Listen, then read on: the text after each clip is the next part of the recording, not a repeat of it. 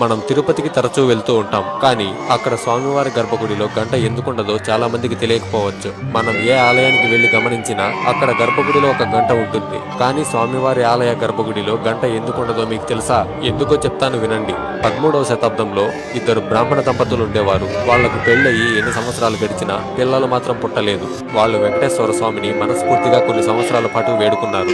ఎందుకంటే ఆ దంపతులు వెంకటేశ్వర స్వామికి మంచి భక్తులు. అయితే ఒకరోజు వెంకటేశ్వర స్వామి ఆ అమ్మాయి కలలోకి వచ్చి ఇలా చెప్తారు: నా గర్భగుడిలో ఉన్న బంగారపు గంటను మింగేయి, అప్పుడు నీకు సంతానం కలుగుతుందని చెప్తారు. దానికి ఆ అమ్మాయి స్వామివారు చెప్పినట్టే కలలోనే ఆ గంటను మింగేసింది. ఇక్కడ విచిత్రమైన విషయం ఏంటంటే తర్వాతి రోజు గర్భగుడిలోకి వెళ్లి చూస్తే ఆ గంట కనిపించలేదు. అప్పుడు వెంకటేశ్వర స్వామి పూజారుల కలలోకొచ్చి ఆ గంట చేరాల్సిన చోటుకే చేరింది, మీరేమీ కంగారు పడకండి అని చెప్పారు. తీరా చూస్తే ఆ బ్రాహ్మణ దంపతులకి ఒక కొడుకు పుట్టాడు. అయితే ఆ పిల్లాడెవరో కాదు, వేదాంత దేశిక.